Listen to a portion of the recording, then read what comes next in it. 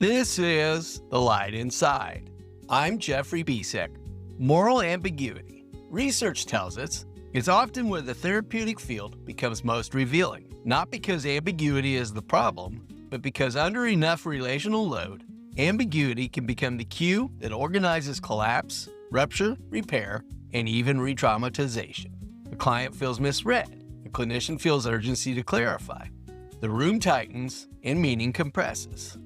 And before either person can fully track what is happening, the interaction begins to organize around protection rather than contact.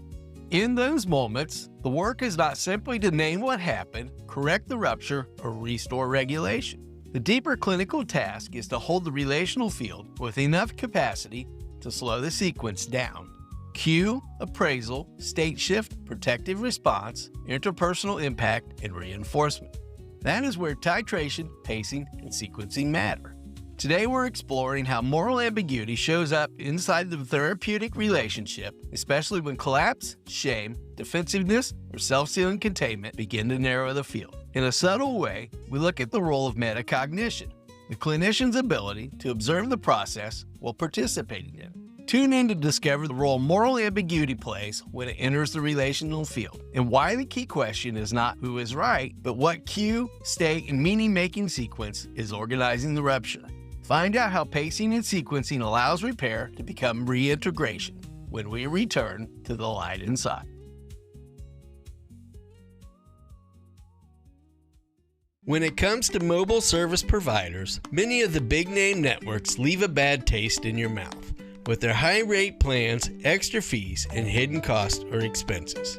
Mint Mobile is a new flavor of mobile network service, sharing all the same reliable features of the big-name brands, yet at a fraction of the cost. I recently made the change to Mint Mobile, and I can't believe the monthly savings, allowing me to put more money in my pocket for all of the things which truly light me up inside.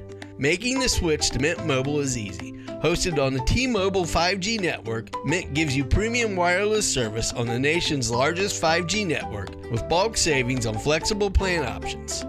Mint offers 3, 6, and 12-month plans, and the more months you buy, the more you save. Plus, you can keep your current number or change to a new one if you like, and all of your contacts, apps, and photos will seamlessly and effortlessly follow you to your new low-cost Mint provider.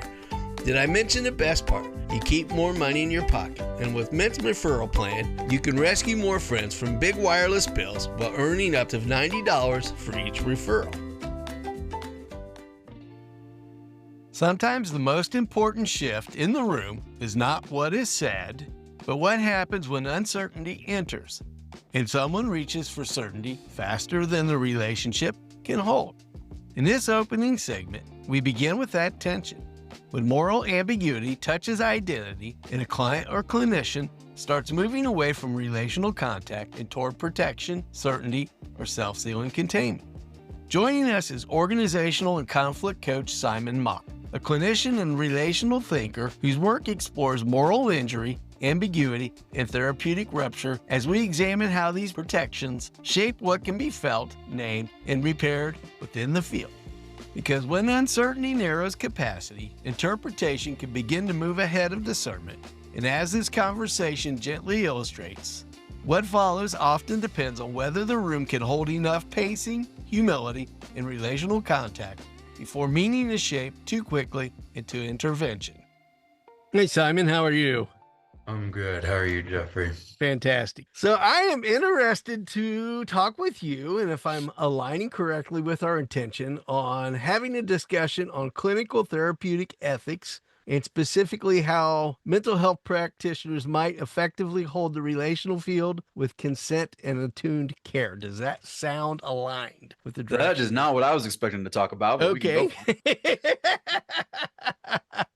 I think when I wrote in, I was talking about a particular pattern that I've seen a lot in my work. But the last time that I had was kind of like really in deep conversation with somebody in the same space, we talked about was all of the puzzles of doing one-on-one therapy inside of our social context. And all of the different power dynamics that come up inside the therapy room, as well as like, what happens when you have someone who comes into the therapy room and they're processing something about society, the place that society's at, whether that's an identity dynamic, they're wrestling with their race or their gender, or they're depressed.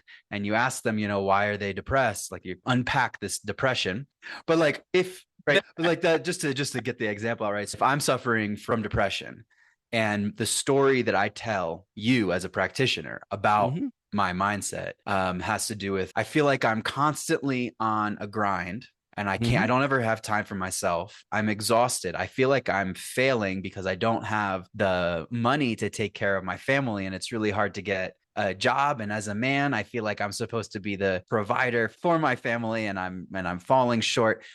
Right. All of those are mental stories, but they all intersect with societal structures. Right. Why do I believe that? So how do we unpack? How do we relate to that as practitioners? I think that was the last time that I was in it. So that's a fun conversation. So how would that differ from a clinical perspective versus self becomes a power dynamic? Where does clinical humility come in there with depth of knowledge on the core material? Where does our own material start to blur that line to begin with? Yeah. Starts with humility. That's going back to relational field in a clinical setting. Our goal is to recognize when our power dynamics and data play into that. Becomes one thing. Do we necessarily weaponize it? Going back to the core question, care-based values, we have the core clinical assumption that our goal is benign and we're not weaponizing it, yet inadvertently that power dynamic may enter based on your own unresolved data. So that comes into play, becomes a core gap. Yeah, totally. I think like emphasizing choice and awareness is a really nice, to me, space to focus on as a practitioner. Because let's say I'm fixated on the story that I am failing as a man because I can't provide. And every time, and you as my practitioner, you watch me continuously repeat that story. Well, there's a whole wide set of choices that I can make as a person who's holding that story about how to relate to the story, right? I can believe that it is true and I am truly a failure. I can believe that the story is a function of my neurochemical state and I can try to intervene on a neurochemical way. I can believe that the story is a product of a response pattern that I developed for my family of origin. I can believe that it is an ancestral thing. I can believe that it is a societal story imposed on me by patriarchy. There's all these different choices that I can make about how to relate. Now, you as a practitioner, the more aware you are of all of those choices, the more you can reflect to me the choice that I am making. And what if it's not about the choice itself? And say more. As a practitioner, our goal from a clinically attuned model, hopefully, and this is where some of that gap starts to enter, understanding what the core causal cue stacks are. No one dynamic is defining that, whether that be your narrative, your assumptive meanings, whether that means your arousal state. As a hopefully expanding practitioner, you're able to begin discerning that and picking those models apart. Yeah. Not moving instantly to self-sealing containment on your own regard. Well, this is my assumptive reasoning. Moving too quick to a closed model of why the client is engaging any of that is where that dynamic begins. Yeah, totally. Moral ambiguity coupled with self-sealing containment. That is the core gap if you want my clinical discernment and where our community has kind of targeted being a focus of that. Say more about that moral ambiguity. Moral ambiguity. Let me go down here and I've got a setup. Let's look at the self-sealing containment first as an organizational mechanism. You've got a lot of different structures, a lot of different patterns going on that functions to preserve internal coherence. That's your felt sense of what is coherent, what is doable, what's manageable. And underlying identity associations or structures are going to come into play there. That's where that narrative starts to come in. That's where your self-beliefs start to come in. That is where your learned history starts to also interject at the identity structure level there under certain sequencing and certain pacing. There again, it's about understanding what's happening in the moment as the access point versus a flattened, stigmatized, or generalized pathology of that itself, an assumptive framework. Yeah. What's going on here in the moment may not be the entry point or it may not be the repetitive pattern that's happening with the client underneath. So it's understanding that deeper discernment of what the core causal cue stacks are. These are indicators or on ramps pointing toward a speculative reasoning as the clinician, first and foremost. The Yeah. instant I overstep that becomes my need for certainty, my struggle with ambiguity. Yeah. That What might is your, create a rupture repair cycle where now my data is influencing the client and shutting them down rather than them expressing where they are in that moment first, how they're relating to it, and how yeah, those yeah, stacks totally. start to unfold. Totally. So what's the core goal as a practitioner for you? So that's a long range goal. First, what are the healthy boundaries for the client? What is their consented model of outcome? Because my goal starts to automatically intrude on that. I have to hold that with clinical nuance in that relational field, in that care field. Yeah. So my goal isn't you must grow, you must do this, this is your healthy outcome. My goal is to hold that space and allow that client to reconnect with agency. That brings us back to that shared power dynamic of you have a felt sense of agency, I have a felt sense of agency. If your felt sense of agency is flagging or being challenged, and that's a very loose dynamic right Yeah. here in a moment, how I'm defining that. What brings you back to that felt sense of agency, volition, efficacy, the ability for you to act? Are you mobilized with that data where you feel like you can act, or does that become constricting and shut down? There's the power dynamic in your own internalization of it. Have you compressed and constricted that field just so you don't feel like you can hold that data? Where's your capacity and range? How does Yeah. load and stress affect that capacity and range? Moves us back to the core biological data of it. Yeah. Where are you comfortable, or where are you able to be present with capacity and range? And what creates that generative adaptive range where you can reestablish that contact? What are some of the core underlying substacks and cues that are starting to trigger that dynamic? Is it an internalized learn environmental behavior? Is it a epigenetic pattern you've accumulated? Is it a core identity structure that you're interacting with at some point? Starting to learn what those stacks are and how they start to create that deck of cards you're playing life from. That's the best way Yeah. I've kind of learned to understand and communicate Totally. that to others is you're holding a whole deck of cards, what those interactions might mean in front of you at any given time. You're pulling those cards. Sometimes you're blindly pulling those cards out and laying that down as your kind of play on life, quote unquote, trying to metaphorize that and bring it into kind of a conceptualization that some people can grasp a little easier.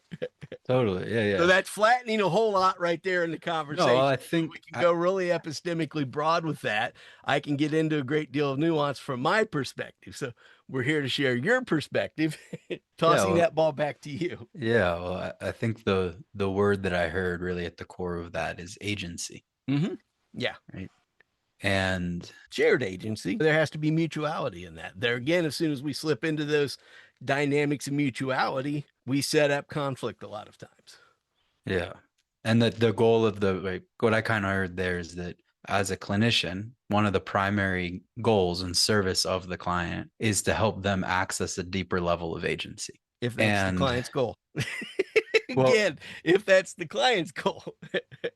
but Where do we blur that line again? Becomes interpretive intrusion. That power struggle can start to step in there because, again, your will, your intent, your values, your goal starts to intrude upon that. So that's some of that clinical nuance where, yes, I have a benign intention that I hope for your best outcome. I hope for your generative adaptation and growth. But where does that intrusion start to happen is where our own data starts to step in. I think this is a great example, right, of what happens now when we put that framework, that clinical Yeah. framework in the context of society, which is what happens Mhm. when I come to you as Yeah. you're a practitioner and I show up and say, you know what? I really want to learn how to better manipulate my wife to do what I want and to lie about my affairs. And Hmm. I want to figure out what's happening for me is every time my wife calls me out on my lies and my affairs, I get really dysregulated and I kind of get angry. I want to be able to be a more stone cold liar and manipulator. Can you help me? Now, that's not to me a value neutral goal. Right. So, how do you think about that? If I come to you and that's my goal set, How would you relate to me in that? First, I have to hold some degree of moral ambiguity there. Again, the natural urge is going to be a judgment dictation. We inherently have to hold effective forecasting as part of that judgment, where that person is, what their relational context is. If you believe we're inherently absolved of any kind of judgment, that's a conflicting notion itself. If we go more logical on it, we inherently have to have evaluations, judgment, discernment comes in there, rather than going toward a punitive judgment, a punitive moral value on that, which I'm going to automatically, a part of me will do. Why does a part of me need that? Becomes a part of my data. It's much deeper than just a simple black and white moral right or wrong. There's inherently a part of me that's meeting the same parts of the needs in that person. So for me, if I'm approaching that client, I know there is a deeper value. Validating their need is going to be my central goal in that. What is your underlying need in holding these experiences with the wife, and where might there be a gap that creates that conflict is going to be my entry point. So you're going to go for what is the need? Why are you going to do that? Because that's going to tend to be the core value that's operating most of our structures. We're going on needs, whether we're consciously aware of them, we're meeting our internalized And needs. what if I say, I don't want to talk about the need? I want to talk. Are you talking about the need just so that I can get better at manipulating my wife or not? It feels like you're trying to change me. Yeah. And that's a whole nother drawn out thing. We're going But I think the place that I'm resisting, the place that I'm trying to reflect back mm-hmm. is actually the moral stance that moral ambiguity itself is. Mm-hmm. So when I step in, right, when I step in and I relate to anyone in a clinical setting or a non-clinical setting from a like hyper non-dual state, right, there is no good or bad. There is no right and wrong. All of my sense of what is right and wrong or good and bad is a product of my own data or my own material. So who am I to impose that on you?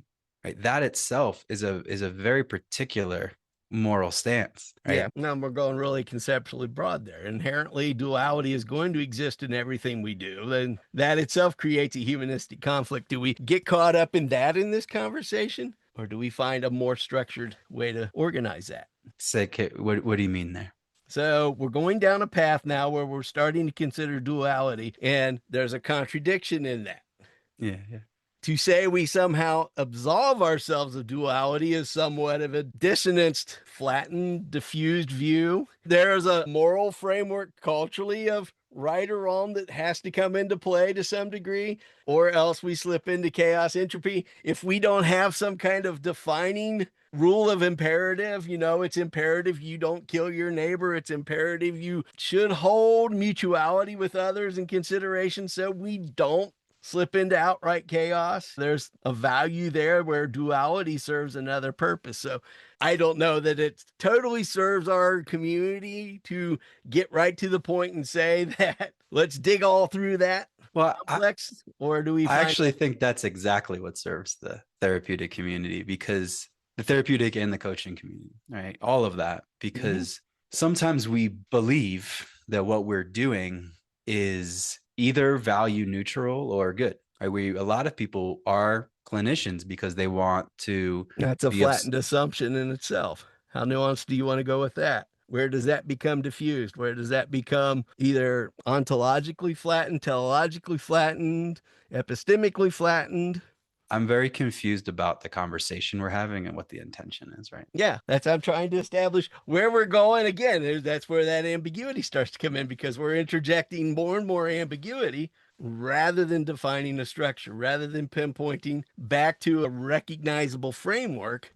If I take you as a clinician down this path, or if I take you as a client down this path of ambiguity, how shut down do you become? I'm willing to hold that much nuance. I have that much ability to say I'm going to hold that capacity for nuance, yet you're starting to shut down to it.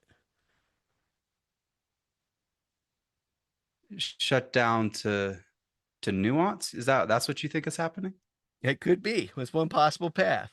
Yeah, you definitely just made a claim about me. What Yeah, do I you did. See, that's what happens. but I what are did we the trying to point to make the point. No, but what's the goal of our conversation? The goal is to understand what the underlying causal cue stacks are that Of what? might trigger these behaviors. When you go back to looking at, if we're to say, When the I underlying, connect wait, with wait, wait. people in a group, this was Yeah. what the suggested Could, could primary you, behavior was. could you slow down for a second so I can track you? Mm-hmm. So you said understand the underlying causal Q stacks Mm-hmm. of what? Of the primary behavior. So the primary behavior here is going to be moral ambiguity.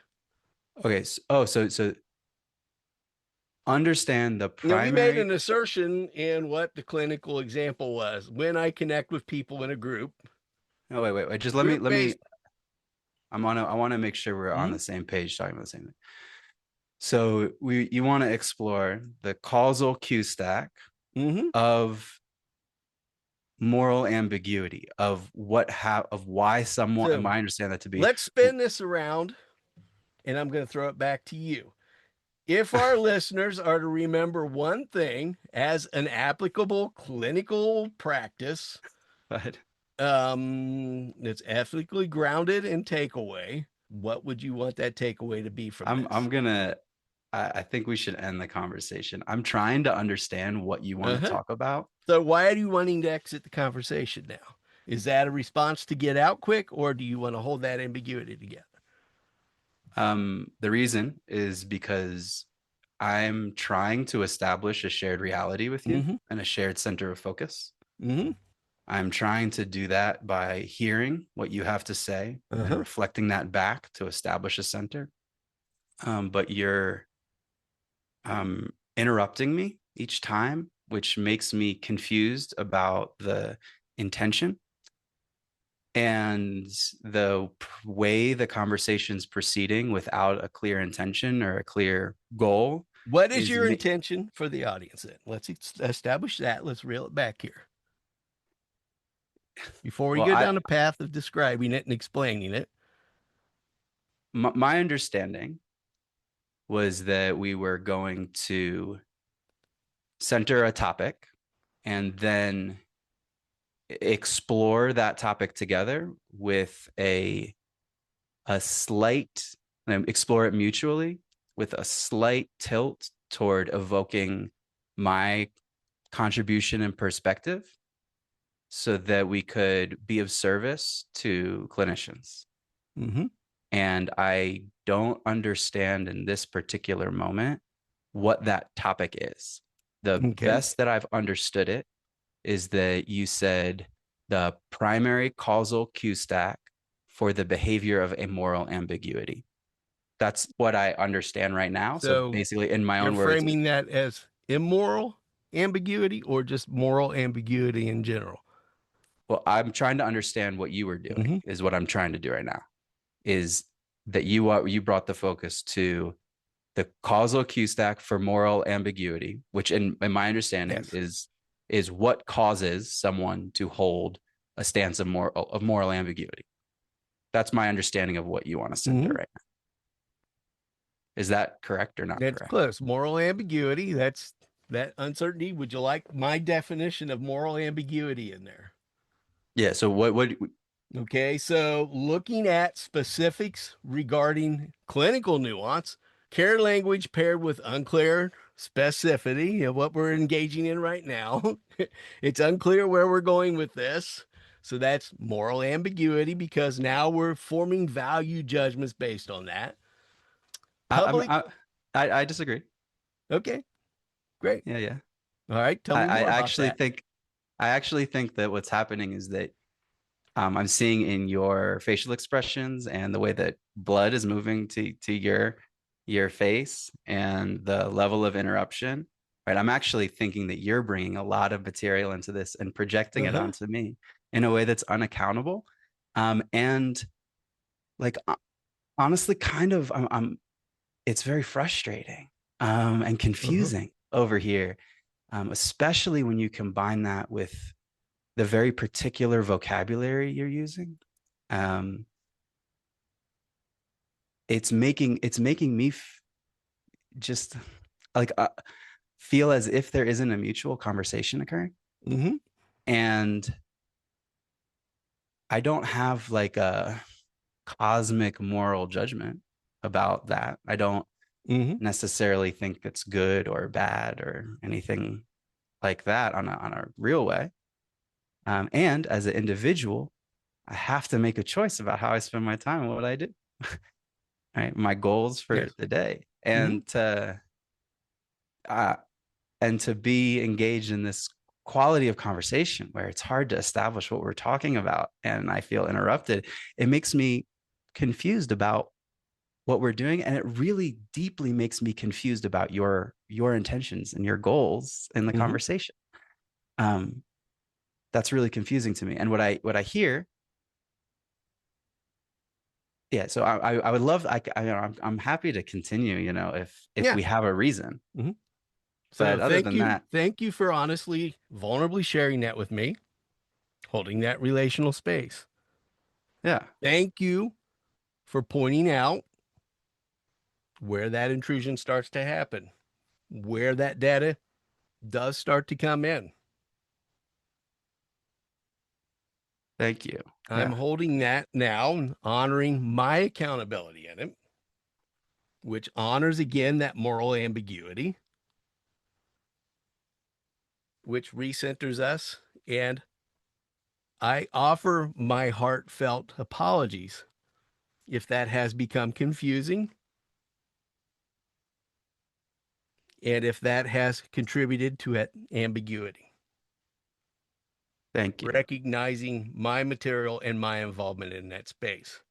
That right there is my goal.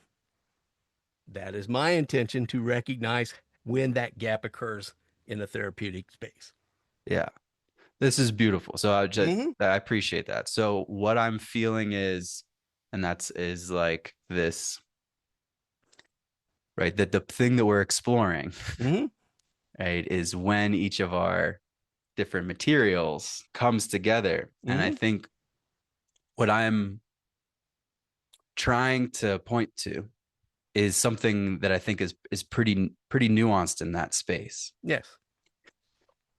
which is that the choice, the two of us right now, if we were to make a choice that our primary goal is to hold a, we'll call it like neutral space without sharp moral judgments and with an incredibly close tracking of when one of our subjective materials collapses reality into something smaller,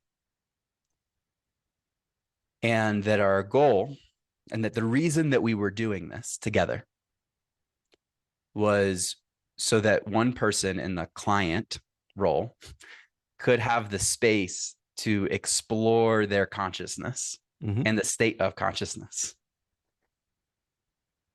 in a way that was primarily directed by their own internal impulses, not interfered with by an external clinician's material or impulse. If that is the context that we were doing, right? That choice itself to do that is a choice that we're making while we're embedded inside of a broader societal and moral universe. Right? So we make the choice to enter that space in that larger context. And that awareness, I think, is really important for us as clinicians. And just as one really overly simplified example of why it's important is that it encourages us often, not always, but often, to understand the like primary unit of material as either an individual self or a dyad. Right? I'm me, I am the client going through my journey, and you Mm-hmm. are the clinician being present for that. Right.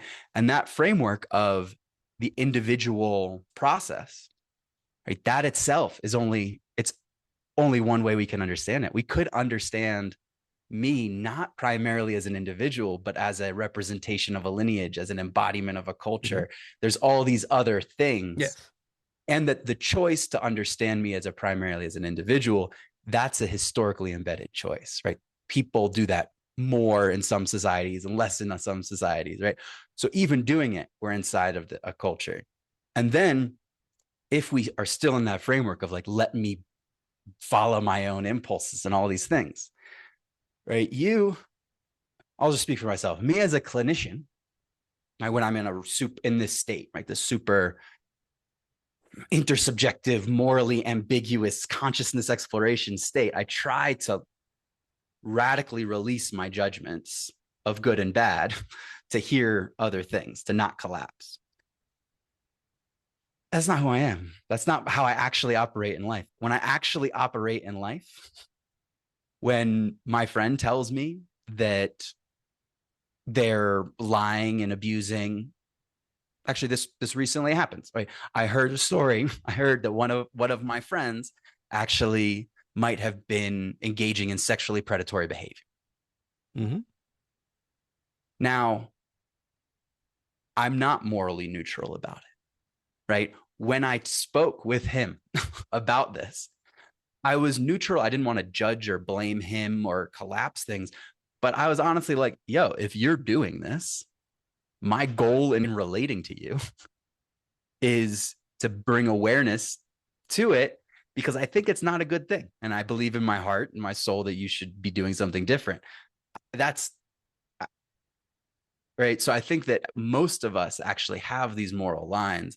And I think it's a really complex moment as a clinician when Mm-hmm. you're faced with being taught to be in this neutral space, but all of a sudden something societal and moral enters. And at some point, I even think that clinical ethics draws lines. Clinical ethics says if somebody tells you that they plan on murdering someone, we're not going to hold moral ambiguity. We're going to that's across a line. And I think that space is really fascinating for us to be aware of. And that's what I was trying to bring us into. Awesome. I'm going to hold that for a while. And what takeaway, again, this is allowing you to have the space for your narrative, would you, as the central point, like to make with that? Yeah,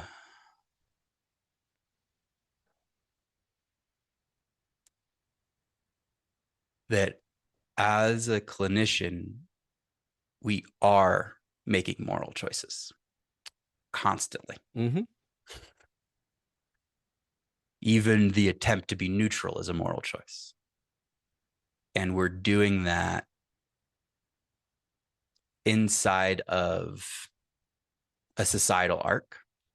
And that the very notion of being a one-on-one clinician is embedded in a history that imports assumptions of particular societies and cultures and epistemologies itself. Yes. Right. I agree. So that, and that one key addition to that, Mm-hmm. that metaphysical epistemological framework is to say, zoom out of the clinical framework for a second, watch you as a clinician and you as the practitioner and the client in that, see that from outside, and then wonder, how would other communities and epistemologies and moral frameworks view that itself, view the choice you're making there. And by seeing it through those different perspectives, we get more perspective, and we get more agency ourselves as practitioners. We get more availability of choice because we are more aware of the reflections of ourselves from more perspectives.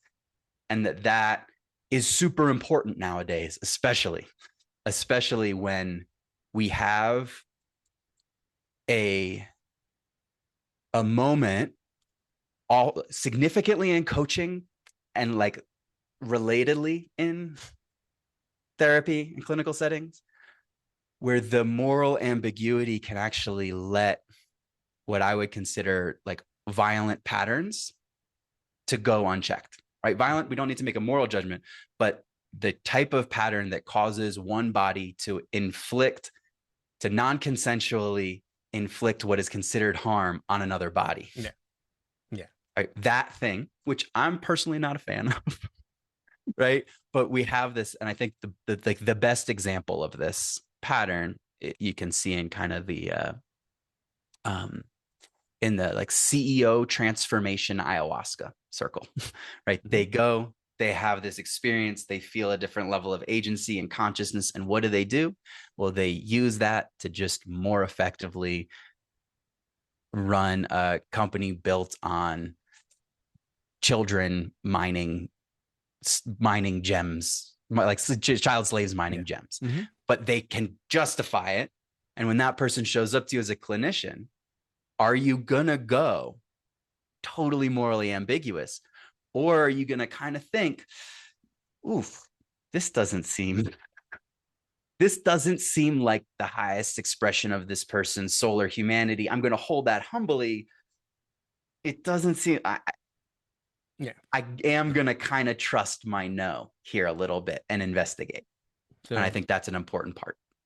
working off of that, again, Yeah. I think that reflects back to that idea of benign, malignant, non-malevolent. I have spit that out today.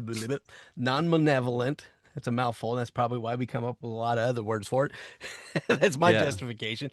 Where do we draw that line again? Again, realizing for me, myself, if I'm speaking from my perspective now, if I might share that with you. Yeah. Please. Yeah, let's go Modeling for it. that consent and that non-violent communication, holding that Yeah. bigger understanding of violence. Where does harm start to come in for me now? Mm-hmm. So if I may share that. Yeah, please. And I think that instant and that pause right there, if you were to look at that, how do you feel starts to model that reflective?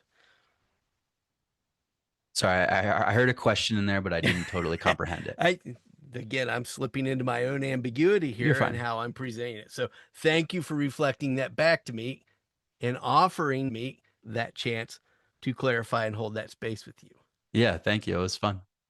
Again, now as I'm doing this, I'm consciously trying to hold that attunement and awareness of consent, regard, Uh-huh. consent, regard, hopefully bringing that conflict back into a different domain and recognizing without having to go back into my rumination and pick apart the various parts that are interacting in that data, the Yeah. various identity structures, the various learned cultural dynamics. Again, I'm trying to do it in a moment now, Yeah. bringing that intention aligned with you and hopefully holding that space together now. Yeah. Thank you for humbly reflecting that back and giving me that feedback. And even though there may have been activations and discomfort under that, even though I may have moved into dissonance from my own accord, being able to acknowledge that and seeing the smile return to your face now, because Yeah. now I'm starting to move into clarity with you. Yeah. And for me, that's how I experienced that as well. Mhm. And for me, I think the wob like my experience of where we wobbled had to do with intention, right? Had to do with, hang on, what exactly Yeah. are we doing? And then my understanding of kind of like where we went in the conversation is because there wasn't like totally shared intention about how we were attuning to which Yeah. parts of each other, and then what were we placing our collective attention on. Yes. Right, because I was like, oh, we're going to place our collective attention on something. And then there was this whole moment where it was like, what exactly are we placing our collective attention on? And then it felt like there was just like micro miscommunications about Oh, yeah. that over and over, and then micro miscommunications about the intention. And then at some point we were both like, and then yeah, and then we had to kind of. I were to throw the ball back to you. I'm going to throw the ball back to you if you're cool with that now. Yeah, whatever. So, from your perception, if you were to identify or at least just hold space for maybe two gaps that occurred there, either through how I was orienting or how you were holding that space and how you experienced it, what comes up for you? Well,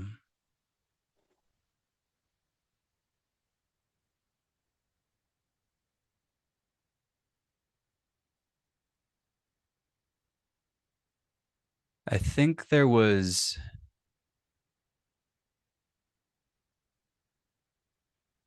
Yeah, I'm really curious about your answer to that question too, Okay. because the gaps that I noticed were both things that I'm going to attribute to your behavior, but I think that's very Yeah. natural for me to attribute the gaps Yeah.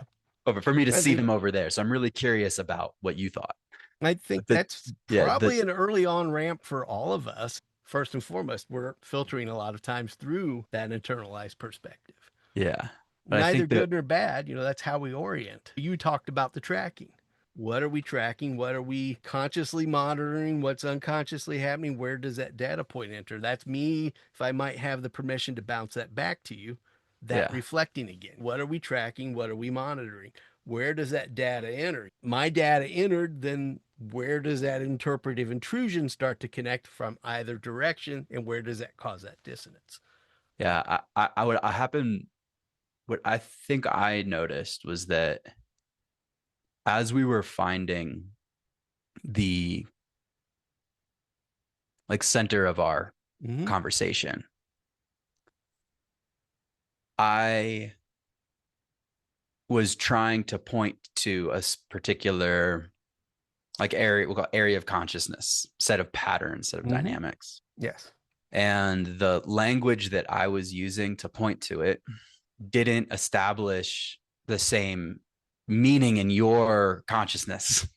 Yes. Different held experiences, right? And then, well, yeah. And then there was like a different cognitive understanding and then layered on that a different emotional understanding. Yes. Mm-hmm. Right. Cause I felt like we were also emotionally reacting to what the other one thought they were pointing to. So Yeah. and then that to me, I thought I was just kind of like working with, and we're doing it. We're going to find it. And then there was a moment when I employed a very particular strategy to try to establish shared reality, which was you had said something, and I tried to say, oh, so we're talking about the following, and I was trying to like reflect it back and be like, Mm-hmm. is this what we're talking about? And then when that strategy didn't wasn't successful for me, that's when I used a different strategy, which is like, I think I think we're off like totally off the rails right now. Yeah. Mm-hmm. Um, and then that brought us back. And then I noticed like, right, for me inside my own being, it was I was holding an inquiry of how much I was going to devote to finding the repair. Mm-hmm. Right. Which is like, Yeah. we can. Yeah. And again, like this moment is taking place in the context of my entire life. So how much am I going to devote right now? And then it's like, and I took a second. I was like, am I running away? I don't think I'm running away. I'm just like, at some point, this isn't the place to invest. And I think that's another. So that was kind of the inquiry Yeah. that I was. Now mirror back to me, and again, I Yeah. intruded on the interpretation there, and I made a conjecture about what I believed I was observing. How did that land for you? And I moved into it so quick. My manager part was ahead. That capacity holding the manager part was pushing ahead. I'm trying to find this goal. We have an established goal. I've got a background goal from a group where we're very involved with where the community would like to question. Yeah. And that Totally. wasn't established. We didn't have our external ground established going in yet. There was a difference there. Yet Yeah. then also there was exile parts coming in. There were firefighter parts coming in. The firefighter part tends to be the part that gets the red face. Yeah. It's Yeah. coupled with those other parts. And I started to move into a shame narrative in the back of my mind, just out of my natural data, out of where my material is. I'm able to hold that. The goal is not to admonish it and continue shaming it, rid myself of it. It's just holding when it's in vivio and present. So Yeah. thank you again for honoring that. And when we Totally. move into that capacity and that coherence, I feel like that itself for me doesn't have to be my collapse shutdown point. If I move into collapse, again, humbly recognizing that in myself and saying, you're right, I did just collapse. And if I'm truly working with that data, I'm not moving into withdrawal. So I'm able to recognize that now and move back toward tracking and orienting, finding the pacing and sequence with you.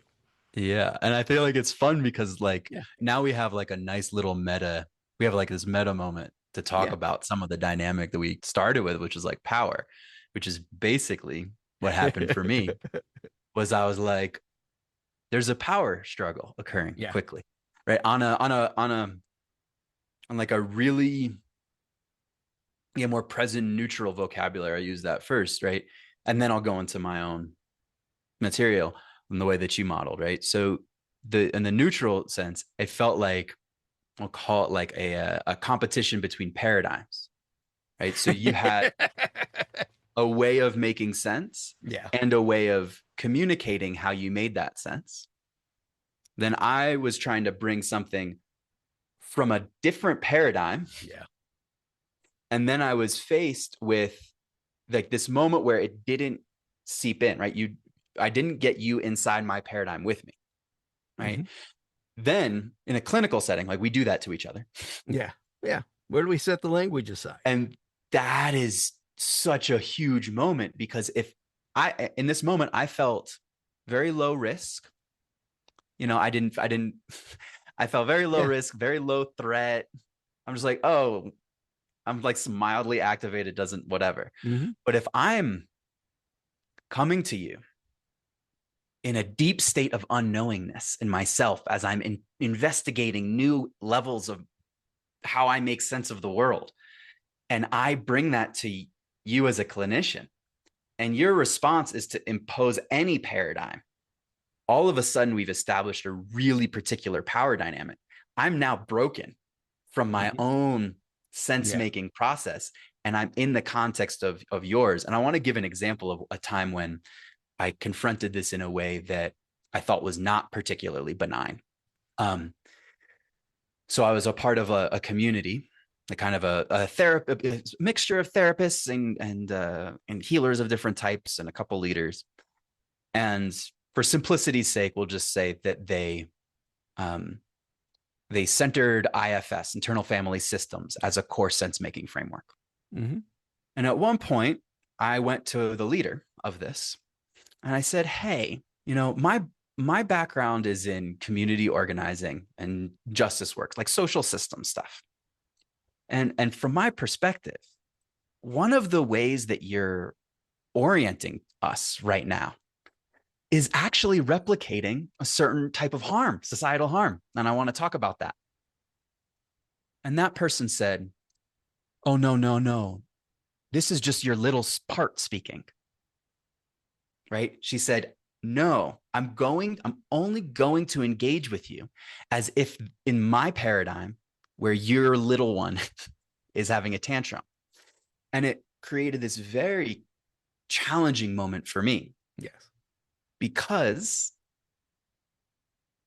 there's a power dynamic. I don't want to run away. And there's a way in which she was right. I was simultaneously activated and projecting my mother onto her and running like a savior rescuer script inside myself to justify my own self-worth and to subconsciously attack her power and establish my own. That is true. Mm. And she was replicating a race and class based societal pattern that was going unnamed. Those things were happening simultaneously. Now, because she had structural power in the relationship as the leader of the community, in the same way a clinician has structural power because they're the clinician,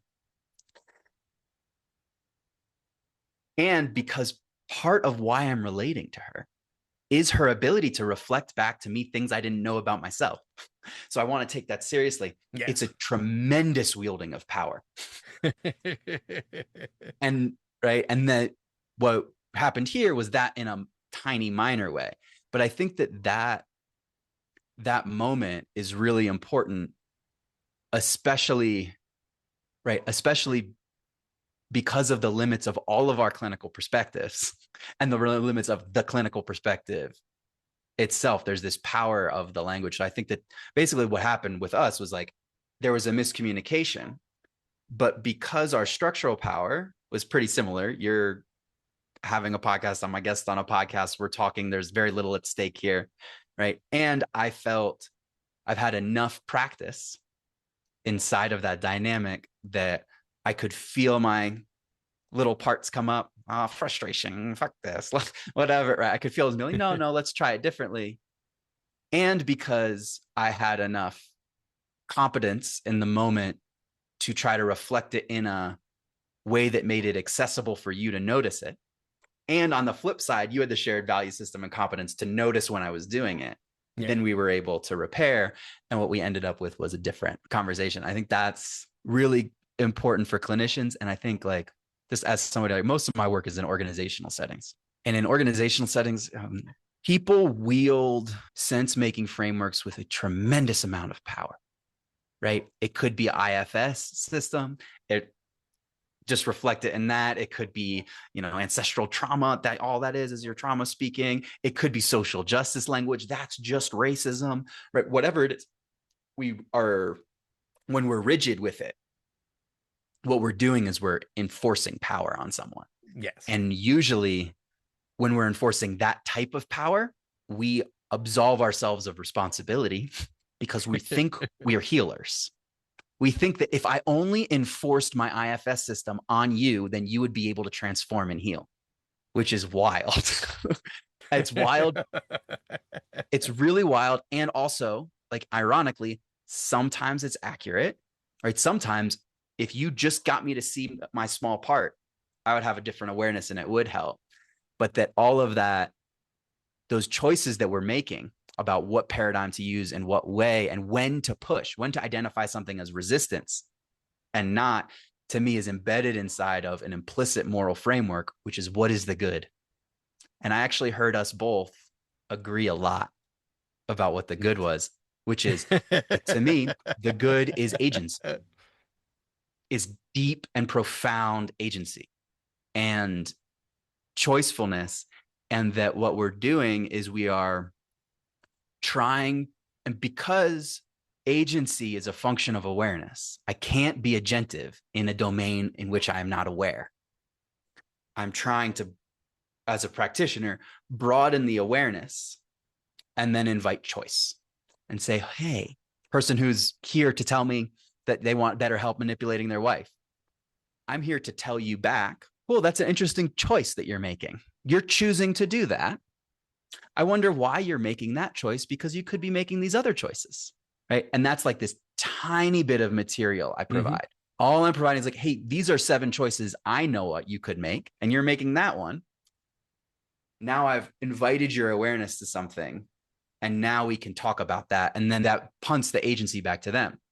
They can answer or they can walk away, right? And I can be incredibly revealed and basically say like, as you're forming your relationship with me, client, I want to be honest with you that I'm going to hold a paradigm where the fact that you're making this choice is actually a function of a deeper set of needs that's causing you to act in a way that is not acknowledging the dignity and humanity of someone else. That's the mirror that I'm going to hold. Now I've actually supported their choice and their agency because I'm being honest. I've revealed just a little bit that then allows them to make a choice. So I'm not playing pretend with them. And I think that's also super dignified, especially for me in my role, which I do. I do this in the context of organizations and the context of conflict. So nobody's coming to me in a hyper neutral space. I have to say, look, at the end of this, I'm going to tell your boss if I think you engaged it rigorously or not. So here's what I think right now. And how do you want to respond to that? That level of transparency actually about the material and the paradigm, I actually think gives people increased agency about how they relate to us. I think that is such a beautiful reflection to share.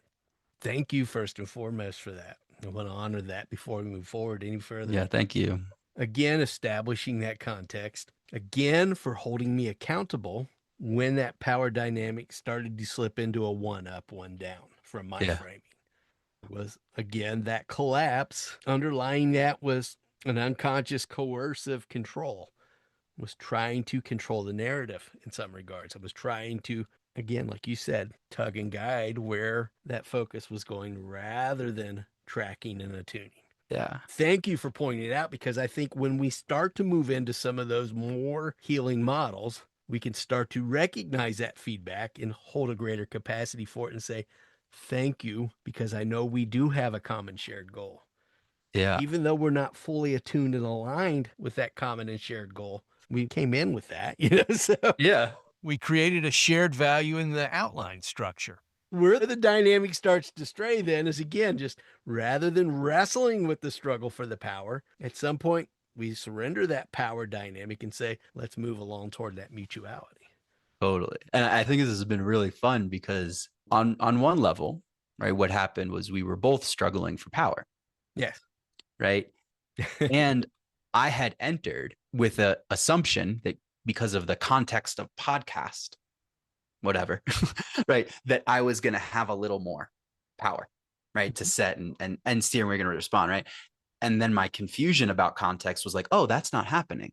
Okay, what is happening? Right. So I think that that was really interesting. And then now we're in an experience, right, where we've shifted the power a little, like significantly, right? Now I'm expressing a ton of power of sense making and all where the conversation's going and all that. And that right from the product standpoint, right? And now we get this conversation, which is useful in some other way, right? Not better or worse This is the than conversation. something else.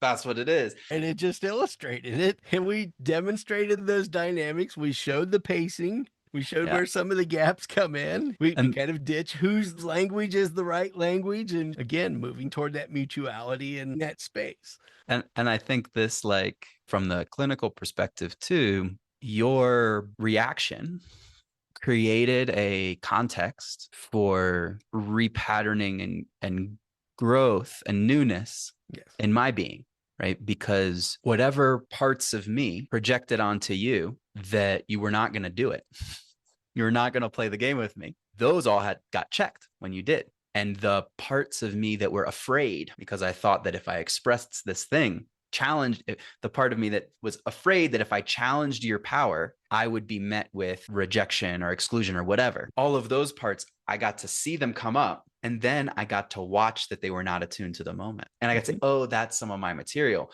Whereas if you had doubled down on your paradigm, not only would we not gotten to the cool place, you would have been telling me, you're right, don't challenge power. And this like more fluid environment is really cool in a clinical setting, especially because so many of us have so much gunk around power. Yeah. And experienced so many moments where the person who has more power, whether it's our parent, our boss, our teacher, the president, whatever, does not reflect on their use of power. We've experienced so many of those that in a clinical setting, being ready for that to happen and seeing it as this opportunity as opposed to a threat, super huge moment. And then the ability to do exactly what you did, which was like, I'm tracking my parts and I'm aware of them enough that I can hold them, but I'm not now going to make the client hold them for me. I'm not going to collapse into the shame and make the client hold me, because now we've wobbled and now you're not playing your clinical role, which would be holding the space for that repatterning to happen. And now we're in this, what I consider a bit more of a rich embrace of the interplay of our materials that creates this real world repatterning, which is slightly different than kind of what I think some clinicians go for, which is like absolute objectivity and neutrality. It's like, instead of going for that, you're noticing it and then you're playing. Again, thank you for sharing that so beautifully. I don't know what more I can add at this point. I think we've got what we need. Do we have to come back and revisit anything? We modeled it, we showed it, we've demonstrated it. It was in Vivio, and that ultimately is what holding that space is truly about. It all becomes performative at some point. Where did I become overly performative in my actions? I have to have agency for. I'm naming it for me because, again, it's holding my agency and recognizing where that mutuality is interacting and connecting. Yeah. Well, thanks so much. This has been fun. I'm so glad we got the chance. And again, if we don't sometimes step into that model of discomfort, that dissonance, that is where that data starts to keep rerouting itself. We keep moving back into the pattern. So I thank you for allowing that space and holding it so gracefully for me also, because it truly has been an enriching exchange where I feel we both move toward a mutual point of growth and adaptation. Generative. Amen. This has been fun. I love when I can get into the juicy deep. And although on the surface, there's those little niggly parts that come up, I love when somebody will challenge that a little bit, because I do understand inherently that that's where the deeper juice is. That's where Totally. Yeah, me too. Thanks we for can rocking with it. grasp that. So it's been so fun, man. Thank you, Simon. All Thank you. right. Thanks, Thank you. Jeffrey. Let's put a Yeah. little earmark in here before I rush off and before we rush off. Where can I honor you in your program and send our guests to reach out? Where can they connect with you to learn more? Because I feel there is such a unique juice of looking at how we balance group dynamics with our own internal dynamics. Totally. I've got a website, harmonize.work.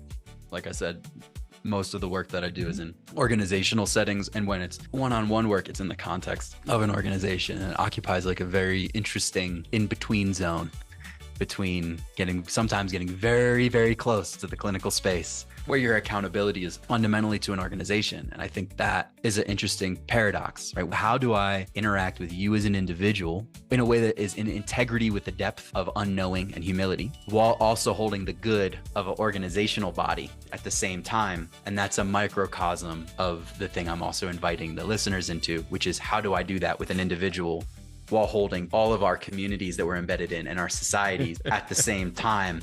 It's a more complicated puzzle, but it's super fun. Yes, there's so much more to look at and not collapse into. I've really enjoyed looking at your YouTube videos and the content you share there also. So thank you for putting that out. Thank you, Jeffrey. I really appreciate you. Take care. Bye. Bye-bye. What this conversation with Simon makes visible is that collapse rarely begins with bad intent. Very often, it begins when cue-driven interpretation starts moving faster than relational contact, and the field can no longer hold enough ambiguity, pacing, or reflection to keep us grounded in what is actually happening between two people.